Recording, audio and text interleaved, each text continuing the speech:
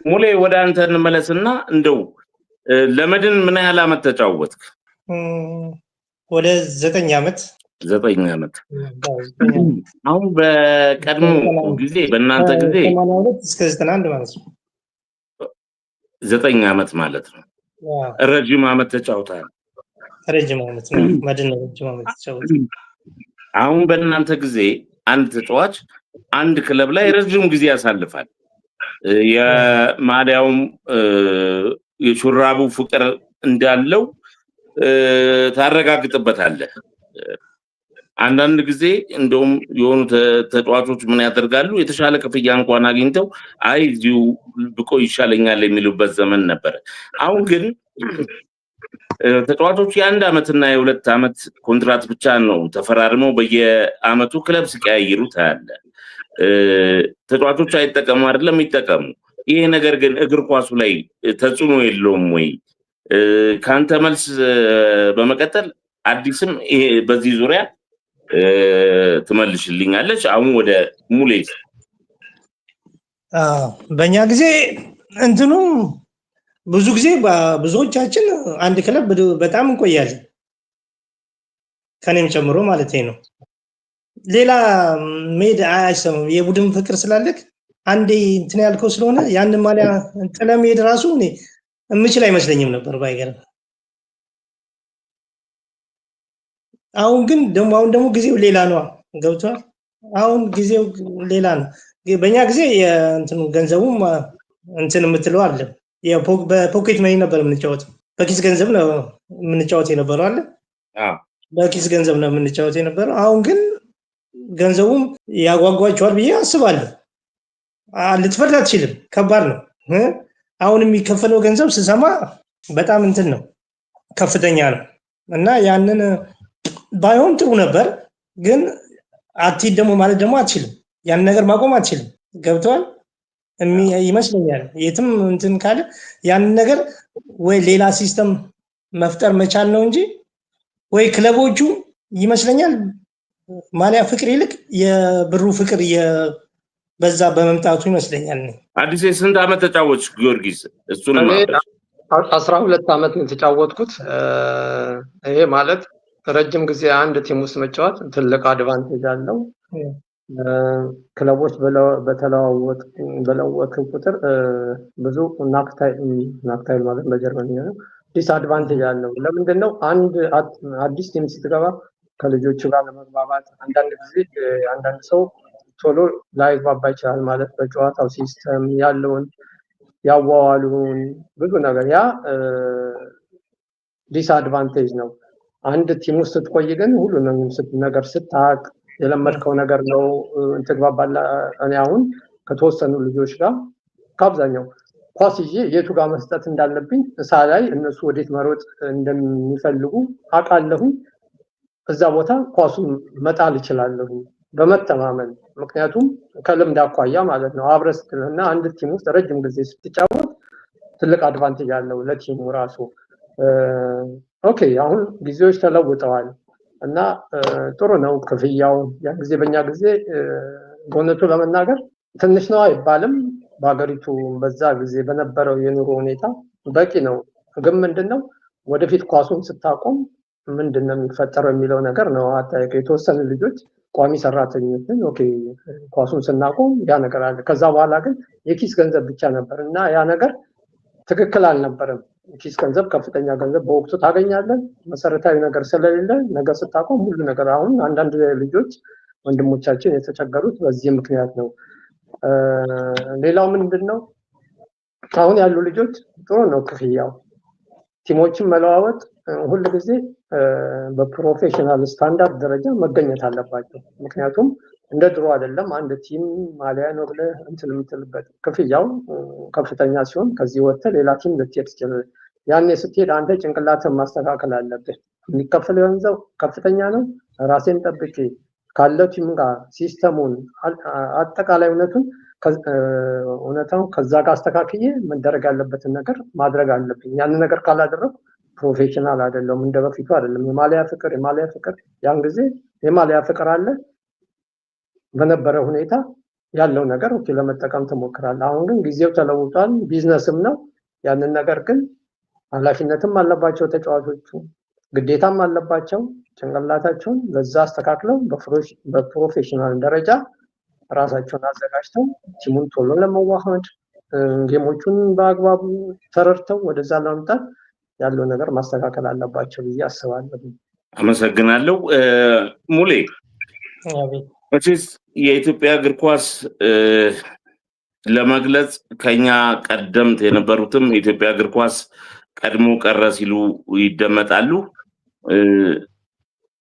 እኔም አሁን በግሌ በእናንተ ጊዜ የምናየው በ80ዎች ውስጥ የነበረው ውድድር የኳስ እንቅስቃሴ እና አሁን ያለውን በትክክለኛው እንኳን 2-3 ኳስ ሲቀባበሉ አታይም።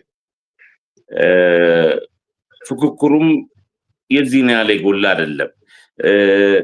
በዚህ ዙሪያ የትምህርት ቤቶችና የቀበሌዎች ውድድር መቋረጥ፣ የሜዳዎች የተለያዩ ግንባታ መካሄድ ያለው የሚያሳድሩትን ተጽዕኖዎች እንዴት ገልጻቸዋለህ?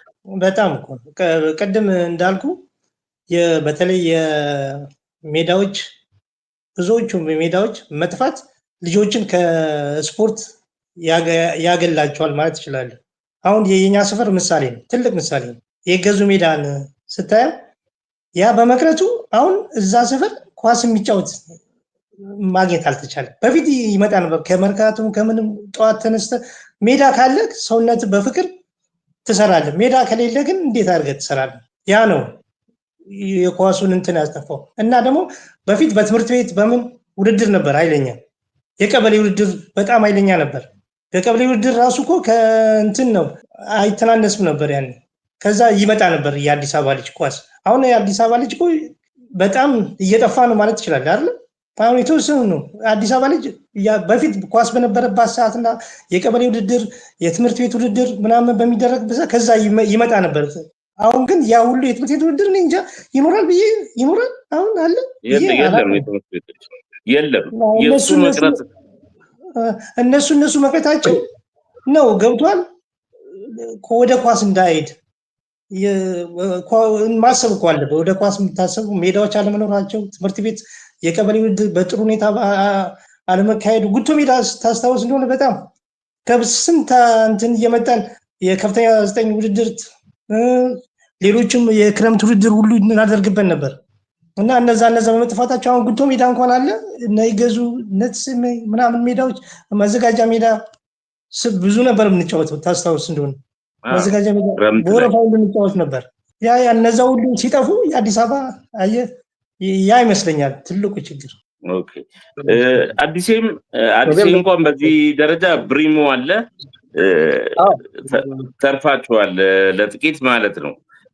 ተጽዕኖዎቹን እስቲ አዎ ማለት እንግዲህ በእኛ በነበርንበት ጊዜ ቀበሌ የሚባል ቡድኖች አሉ እና ከሚገርም ያን ጊዜ የነበረው ሲስተም በጣም ጥሩ ሲስተም ነበረ።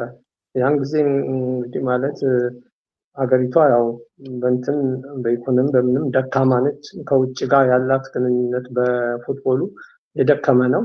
እንደዛም ሆኖ ግን ለምሳሌ አሁን እኔ ከፍተኛ 22 ነበር ቅድም ነግሬያቸዋለሁ። ግርማ ብርሃን ከፍተኛ 22 ውስጥ አሰልጥኖኛል፣ አሰልጣኝ የሆነው እና ያን ጊዜ የቀበሌዎች ውድድር በጣም ከፍተኛ ውድድር ነበር። ብዙ ተጫዋቾች የፈለቁበት ነበር።